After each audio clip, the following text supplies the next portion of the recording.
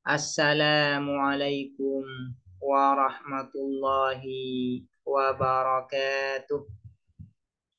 Bismillahirrahmanirrahim. Alhamdulillahi rabbil alamin. Wabihi nasta'inu ala umuri dunya waddin. Wassalatu wassalamu ala ashrafil anbiya'i wal mursalin. Sayyidina Muhammadin wa ala alihi wa sahbihi ajma'in. Allahumma faqihna fid din wa 'allimna at-ta'wil amma ba'du. Qala an-nadhimu wasyarihu rahimahumallahu ta'ala wa nafa'ana bihima wa bi'ulumihima wa amaddana bi asrarihima wa bikum fid dharain amin. Bismillahirrahmanirrahim. Mari kita melanjutkan ngaji kitab Idhahul Mubham, syarah atas kitab As-Sulam Al-Munawwarah. Tsumma qala, kemudian berkata siapa Nazim, anwa'ud dilalatil wad'iyati, macam-macam dilalah, pertandaan atau penunjukan, al-wad'iyati yang bersifat wadha'. Al-wad'iyah ini diambil dari kata wadha', al-wadha', al-wad'u. Nah, al-wad'u yang dinamakan al-wad'u adalah ja'lul lafzi bi'izail makna, menjadikan lafaz atau meletakkan suatu lafaz untuk menunjuk pada suatu makna. Nah, ini disebut dengan wadha'. Nah, wadha' ini ada ilmu tersendiri yang disebut dengan ilmu wadha'. Jadi kalau pernah mempelajari ilmu wadha', maka untuk memahami kata-kata al-wad'iyah ini mudah. Kata-kata al-wad'iyah ini mudah sekali. Nah, ilmu wadha' ini juga sangat penting untuk dipelajari karena wadha' ini, kata-kata al-wadha' sering dijumpai di dalam, misalnya di dalam ilmu balaghah, juga dijumpai juga di dalam ilmu mantik, dijumpai juga di dalam ilmu nahwu, dan di dalam usul fikih ya juga dijumpai ya terkait al-wadha' ini. Makanya ilmu wadha' ini sangat penting untuk dipelajari. Nah, di sebagian buku-buku logika, al-wad'iyah ini biasanya diterjemahkan, ada yang menerjemahkan dengan konvensional. Sehingga anwa'ud dilalah al-wad'iyah, yaitu macam-macam pertandaan atau signifikasi al-wad'iyah yang bersifat konvensional. Yang bersifat konvensional. Dalalatul lafzi ala ma wafaqa yad'unaha dalalatal mutabaqah.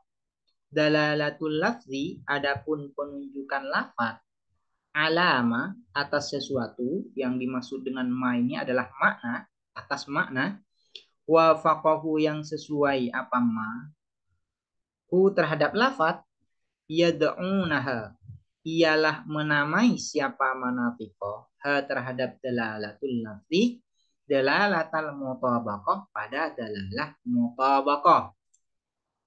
Wa juz'ihi dan bagian ma, wa juz'ihi dan bagian ma aslinya seperti ini. Wa dalalatul lafzi ala juz'ihi, dan penunjukan lafaz atas bagian ma wafaqa itu, yad'unaha tadammuna, menamai siapa manatiqah, ha terhadap dalalatul lafzi, ala juz'ihi tadammunan pada tadammun, disebut dengan dalalah tadammun. Wa ma lazim, dan sesuatu lazimah yang luzum apa ma, luzum itu artinya adamul infikak, tidak terlepas, tidak terpisah, artinya selalu melekat. Wa ma, dan sesuatu lazimah yang melekat apa ma, aslinya seperti ini. Wa dalalatul lafzi ala ma lazimah, ala ma lazimah maknahu, artinya aslinya demikian ya. Wama dan sesuatu lazimah yang melekat apa ma. Fahuwa maka adapun ma lazim iltizamun ialah iltizam. Jadi dalalatul lafzi ala ma lazima maknahu disebut dengan dalalah iltizam. Namun dengan syarat in bi'aklin, apabila dengan akal, ultuzimah, dilekatkan apa ma lazim. Ultuzimah dilekatkan apa ma lazim. Syaratnya yaitu luzumnya itu harus luzum akli. Luzum akli, karena nanti itu ada yang disebut dengan luzum akli atau luzum zihni. Yang kedua disebut dengan luzum khariji. Dan yang ketiga disebut dengan luzum zihni wa khariji. Jadi macam-macam luzum itu ada tiga. Pertama yaitu luzum akli atau luzum zihni. Yang kedua disebut dengan luzum khariji. Dan yang ketiga disebut dengan luzum zihni wa khariji. Nah, syarat dalalatul lafzi ala ma lazim disebut dengan dalalah iltizam, yaitu apabila luzumnya itu adalah luzum zihni. Luzum zihni. Tidak boleh hanya luzum khariji saja. Kalau hanya luzum khariji, maka tidak bisa disebut dengan dalalah iltizam. Tidak disebut dengan dalalah iltizam. Jadi dari dua bait ini, yaitu Nazim ingin menjelaskan bahwasanya dalalah al-lafziyah al-wad'iyah itu ada tiga. Pertama disebut dengan dalalah mutabaqah, yaitu apabila lafaz menunjuk pada keseluruhan makna yang memang makna ini dilekatkan pada lafaz itu. Nah, ini disebut dengan dalalah mutabaqah. Artinya antara lafaz dan makna sesuai. Maknanya tidak kurang dan juga tidak lebih. Ini disebut dengan mutabaqah, sesuai. Nah, yang kedua disebut dengan dalalah tadammun. Kapan disebut dengan dalalah tadammun? Yaitu apabila lafaz itu menunjuk pada sebagian makna yang dari keseluruhan makna lafaz yang diletakkan pada lafaz itu. Misalnya al-insan. Nah, makna yang diletakkan untuk insan ini adalah al-hayawanun natik. Apabila insan ini menunjuk pada makna al-hayawanun natik secara keseluruhan, maka ini disebut dengan dalalah mutabaqah. Namun apabila al-insan ini menunjuk pada sebagian maknanya saja, misalnya hanya menunjuk pada al-hayawan, makna hayawan, atau menunjuk pada makna an-natik, maka menunjuknya lafaz insan pada makna hayawan saja atau pada makna natik saja, ini disebut dengan dalalah tadammun. Yang ketiga disebut dengan dalalah iltizam. Kapan sebuah lafaz disebut dengan dalalah iltizam? Yaitu apabila lafaz itu menunjuk pada makna di luar maknanya. Di luar maknanya. Artinya bukan menunjuk pada makna aslinya, tapi menunjuk pada makna yang berada di luar makna aslinya. Namun, makna yang berada di luar makna aslinya ini selalu melekat kepada makna asli dari lafaz itu. Nah, itu disebut dengan dalalah iltizam. Namun dengan catatan, dengan syarat ya.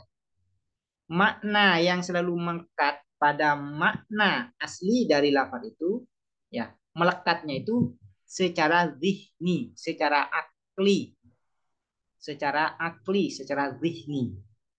Kalau hanya khariji saja, maka itu tidak disebut dengan dalalah iltizam. Berkata aku, muraduhu adapun maksudnya nazim bidalalatil wad'iyah, bisa dibaca dalalah sama saja, atau dulalah juga bisa.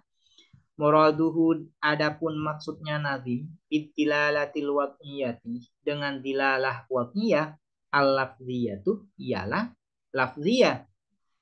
lafziyah. Maksudnya nazim di dalam judul Anwa'ud Dilalah Al-Waqiyah ini, yaitu maksudnya adalah Anwa'ud Dilalah Al-Waqiyah Al-Lafziyah. Meskipun kata lafziyah ini tidak disebutkan, namun yang dimaksud oleh nazim adalah ad-dalalah al-waqiyah al-lafziyah. Buktinya apa? Bidalili qaulihi fil baiti, dengan bukti perkataan nazim fil baiti di dalam bait, dalalatul lafzi. Dalalatul lafzi. Nah, al-lafziyah ini dipahami dari mana?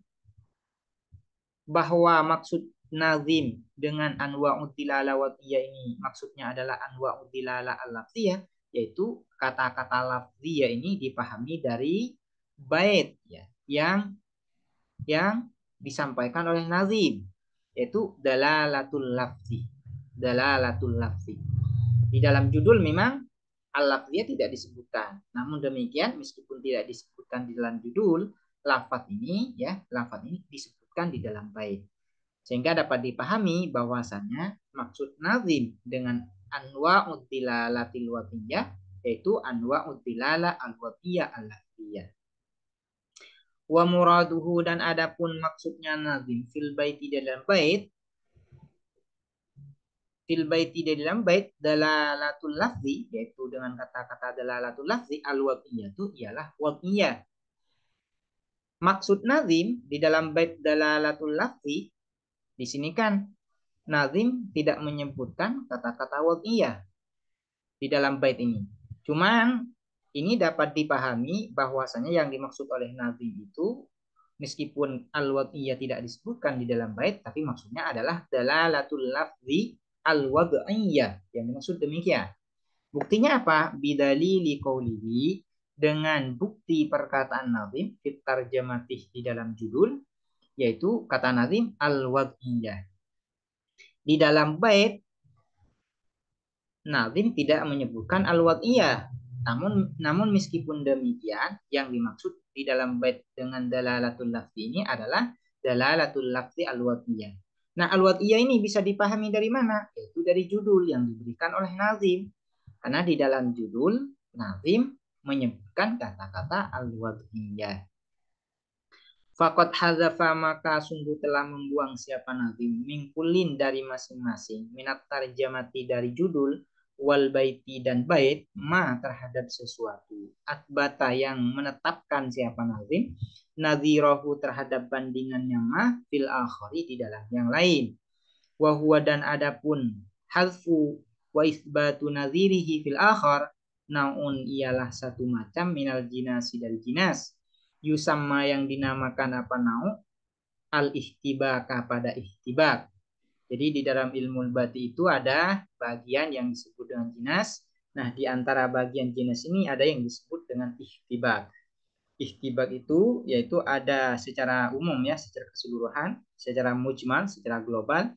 Ihtibak itu adalah ada dua bagian kalimat, yang mana di kalimat pertama ada lafaz yang dibuang yang disebutkan di dalam kalimat kedua.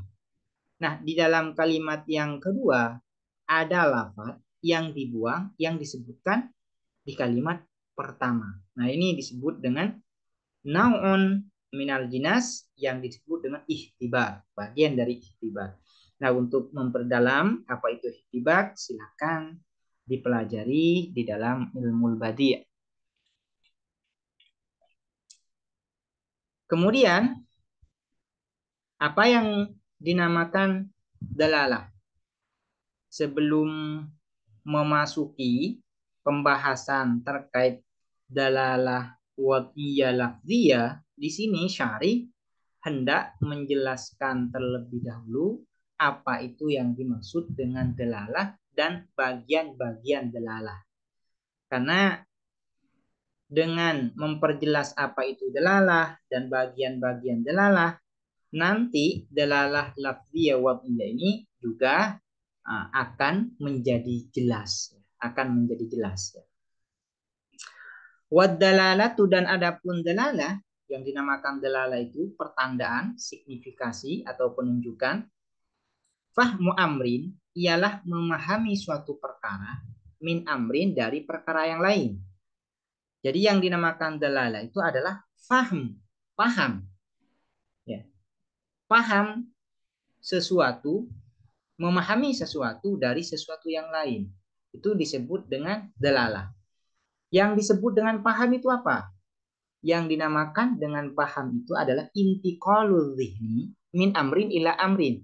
Berpindahnya pikiran kita dari suatu perkara ke perkara yang lain. Misalnya gitu.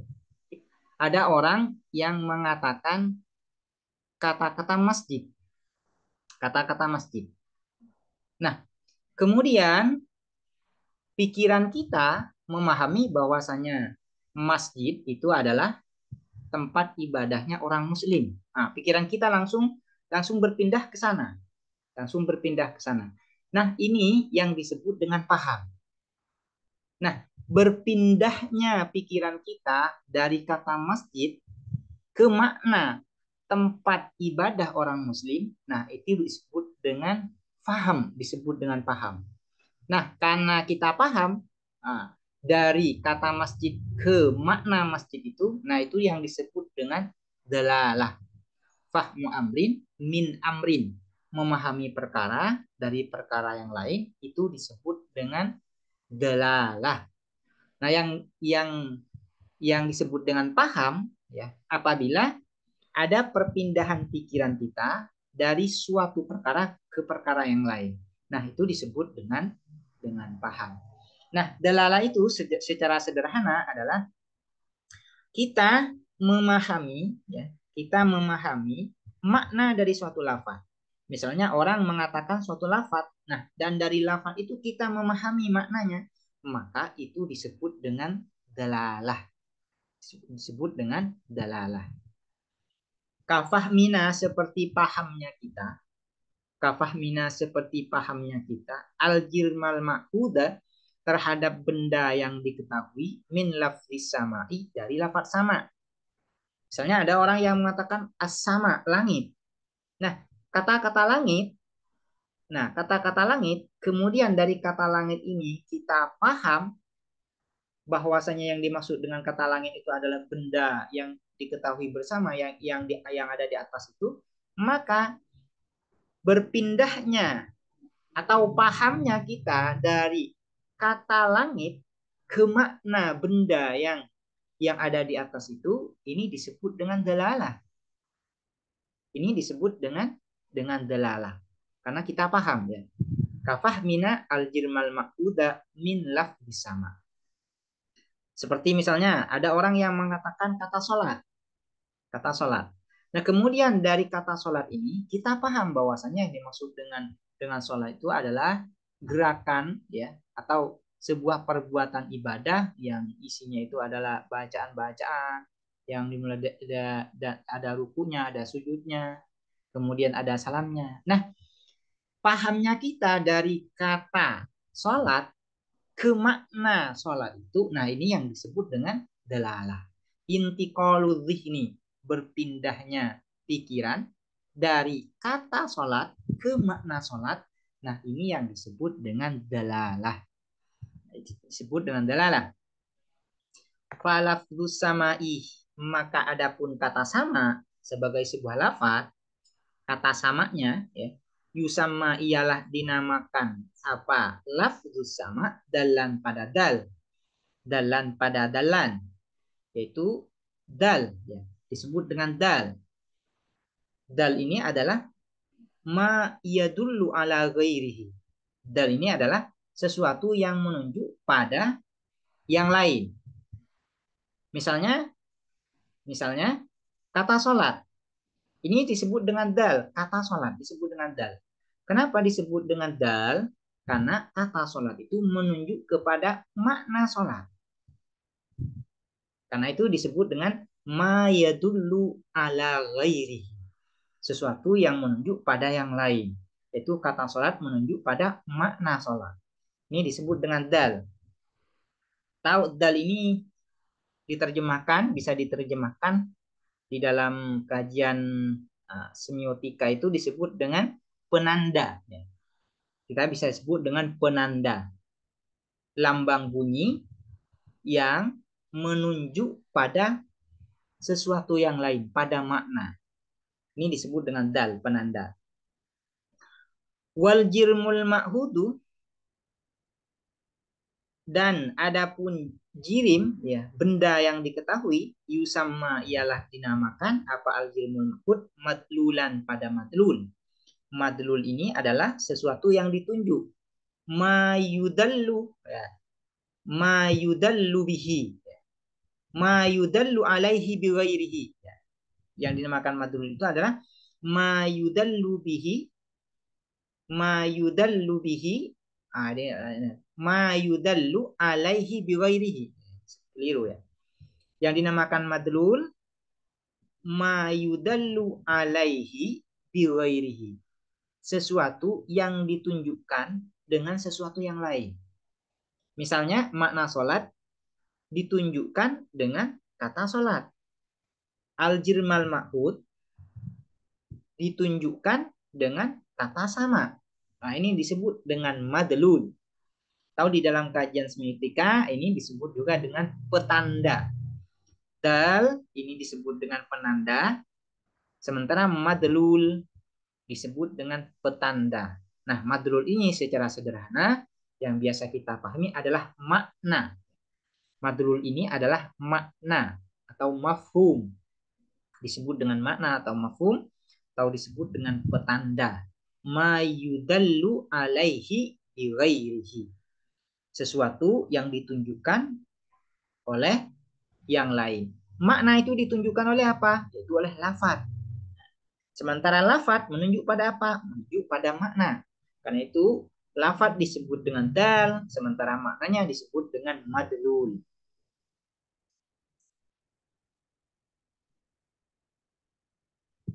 Sampai di sini terlebih dahulu.